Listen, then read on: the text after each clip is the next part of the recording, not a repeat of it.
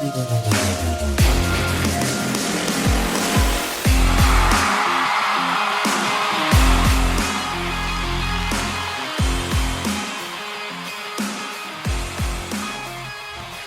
know, I'll tell you, the game of football is really not all that complicated. Now, before you say, Justin, hold on, wait a second, you hold on and wait a second, all right? Let me clarify what I'm saying by that, because don't get it twisted. When you're talking about being a head coach, an offensive coordinator, etc., a quarterback, or even any player on the field, it can be incredibly complicated. I mean, designing plays, executing plays, making adjustments, scripting drives, seeing what's in front of you based off the alignment while you have a clock going at all times, right? And the penalties, all of that stuff can be very, very complicated. But I'm talking about as a fan, as we observe what's in front of us, right? For example, if the Colts are running the ball great, it doesn't take a deep knowledge of the game of football to know that on 3rd and 1, you run the football, right? If the Colts aren't generating a pass rush, which by the way, they are this year, but if the Colts aren't generating a pass rush and the opposing quarterback can literally make a sandwich before he decides where he's going to go with the football, it doesn't take a brainiac to know that the Colts need to have a better pass rush for things to work in their favor in that game. That's all I'm trying to say, is that it's not that complicated when you just talk about observing and saying this is what the Colts should do, this is what the Colts have to do, okay? And I say that to bring up the point about this game. Gardner Minshew, if he does not turn the ball over in this football game the way he's been doing, the Colts will beat the New Orleans Saints. Plain and simple. Almost to the point where I don't even need to say anything else, and there's your game prediction and preview right there. Now, of course, I will, because this is an episode, right? But if Gardner Minshew does not turn the ball over, not just this week, if he hadn't been turning the ball over the way he's been turning it over, we'd irrefutably be at least 4-3, perhaps 5-2. I mean, last week we could talk about the penalties at the end of the game all we want, which of course were egregious. But Gardner Minshew, if he doesn't turn the ball over 3 times leading up to that point in the positions that he did turn it over, ultimately that game is never in the referee's hands, right? So that's a game we win.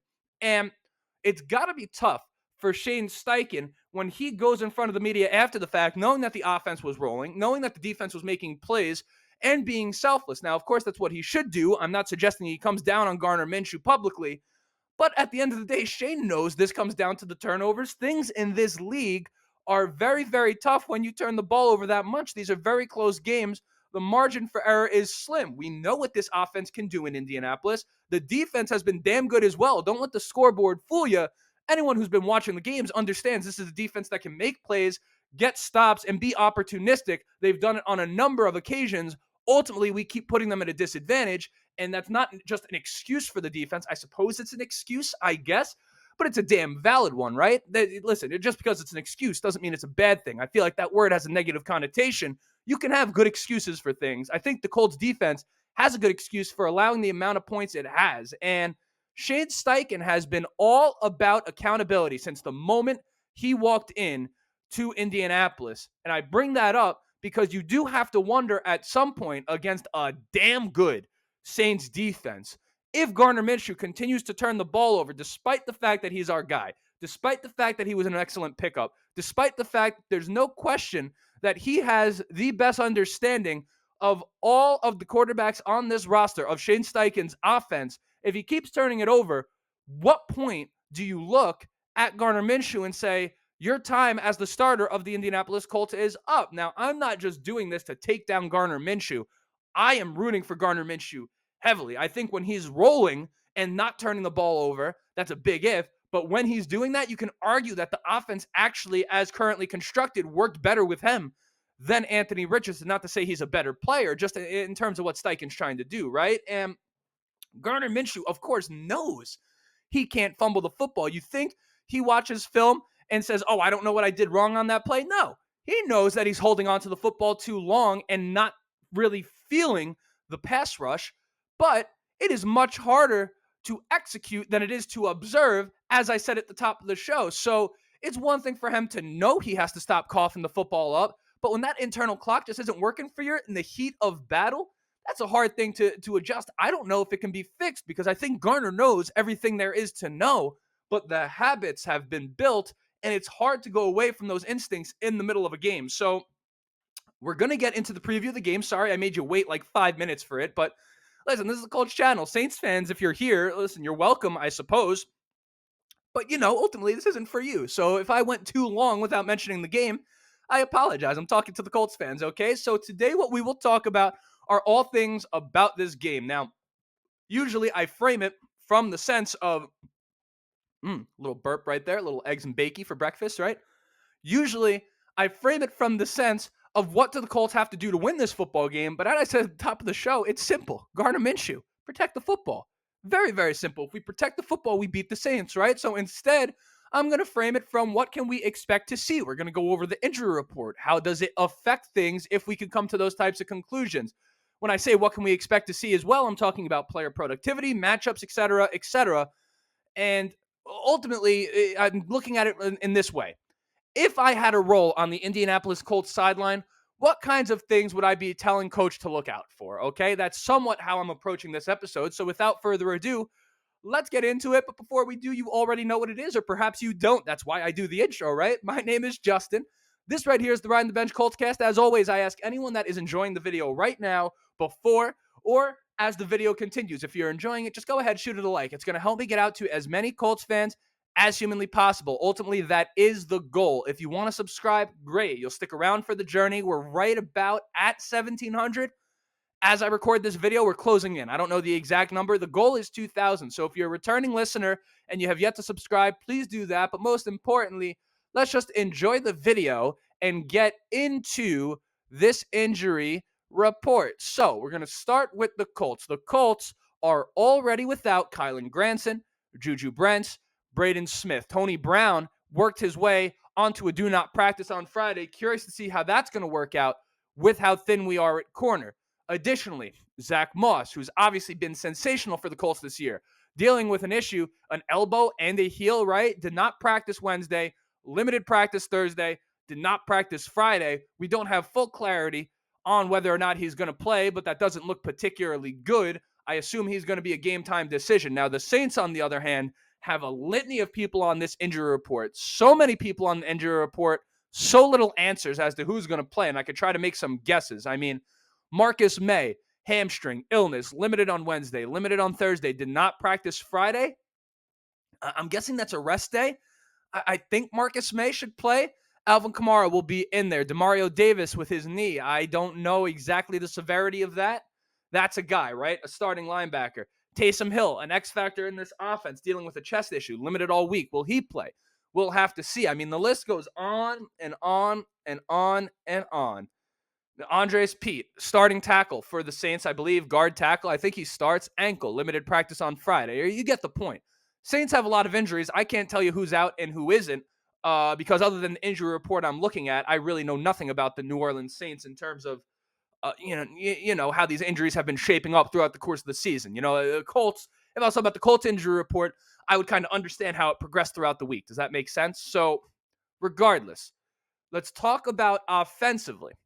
What it is that I'm seeing going into this game, right? Because we can sit here and talk about the run defense of the Saints, but as I have been hammering home this entire time, which, by the way, the Saints' run defense is average, right?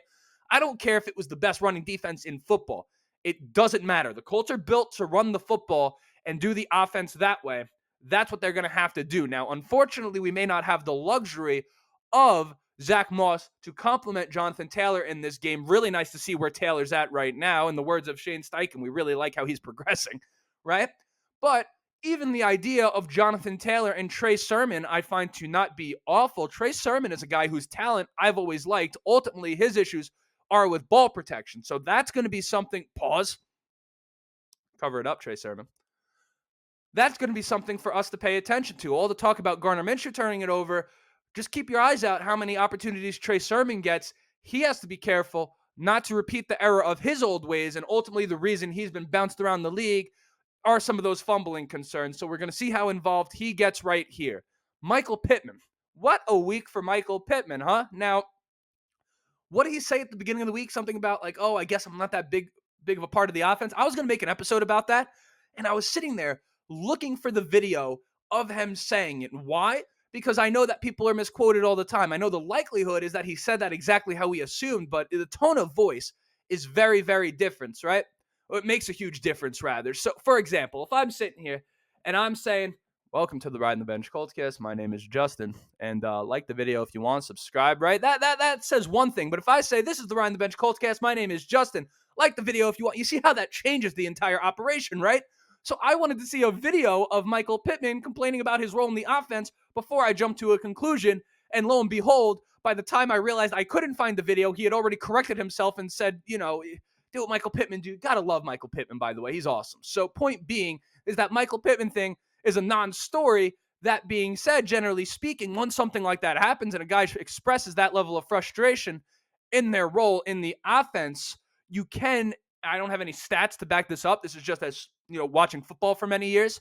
You can expect that guy to be pretty damn involved in the next game. And the Saints are a team that has been really, really good at defending the pass and getting takeaways, despite the fact that they haven't gotten a lot of pressure. And part of the reason for that is because they have a guy like Marshawn Lattimore in that secondary who's going to be on Michael Pittman. So despite the fact that Michael Pittman was aggravated with his role, you do wonder, is it wise to force feed him the football in this game? I think if you're just going to have him line up and keep him and just accept the fact that him and Lattimore are going to be matched up all game, I don't think that's wise. Now, if you want to get Pittman involved, there's ways to do it.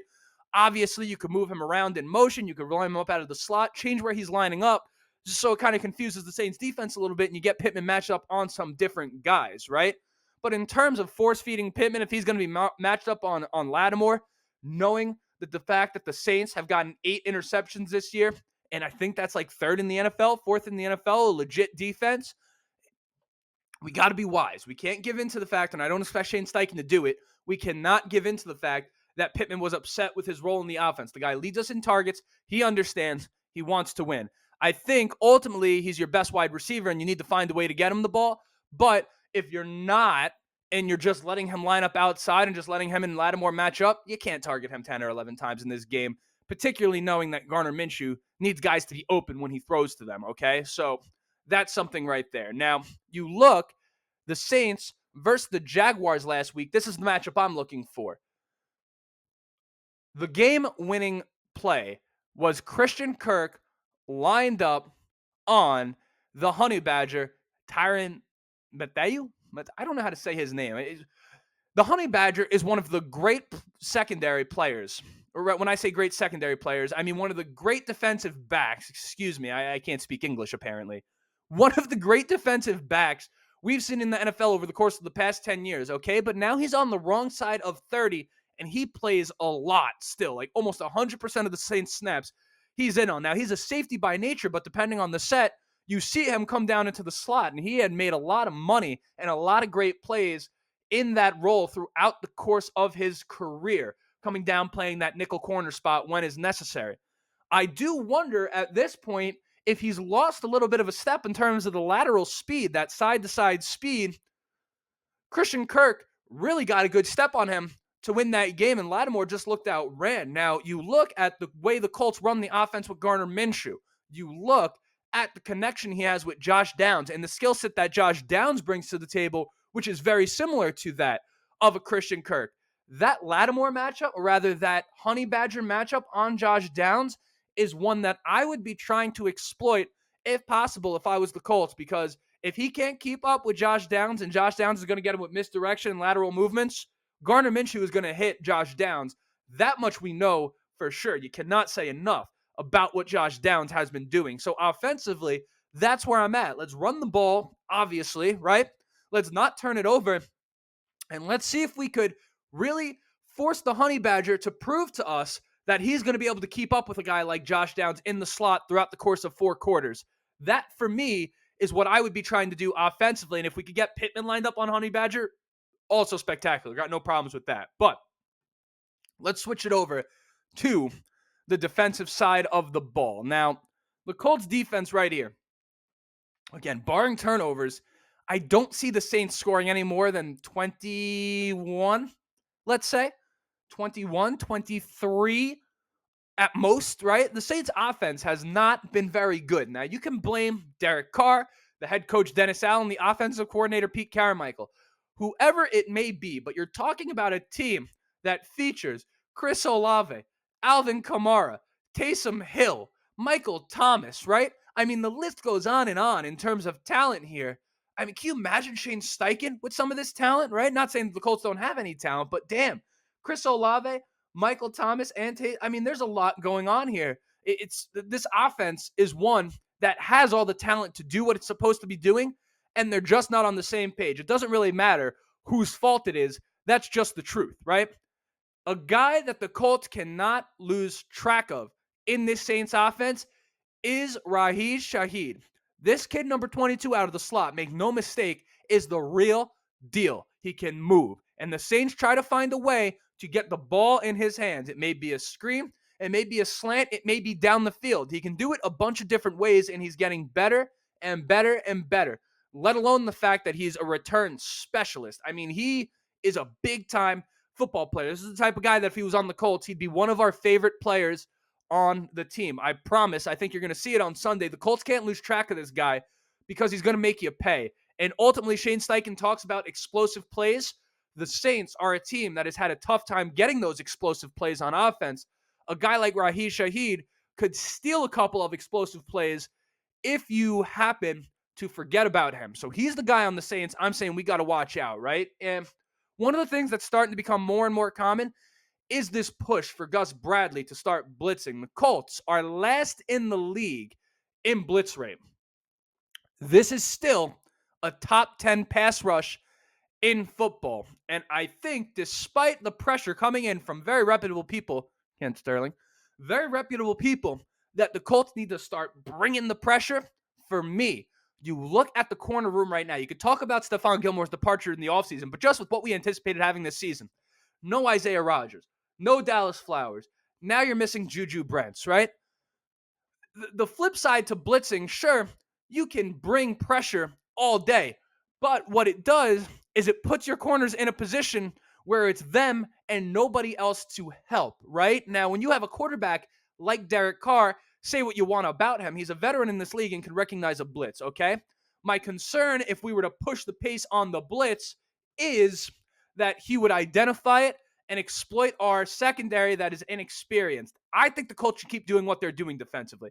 I think if they change nothing else, it's about the turnovers with Minshew. How many times can I say it? The Colts are doing everything right. It's Gardner Minshew, ultimately, that is going to be the difference, as it always is. The quarterback is what makes the difference. It's the turnovers. Now, I told you, well, I didn't tell you. That's the game preview, by the way, right? Parlay of the week. I'll post the parlay of the week later. I kind of forgot about the parlay of the week because I keep fucking losing them, right? If it wasn't for the show, I wouldn't even be doing the parlay of the week, but it's fun to do for you guys. I'll post the parlay of the week before the game. For those of you who are interested, not sure how many of you are here strictly for that. So that's the preview of the game. Hopefully that was a halfway decent breakdown. If not, I apologize. Still got you to stick all the way through, right? So until next time, my name is Justin. This right here was the Ride the Bench Colts cast. Next time you see me will be Monday morning, baby. Go Colts.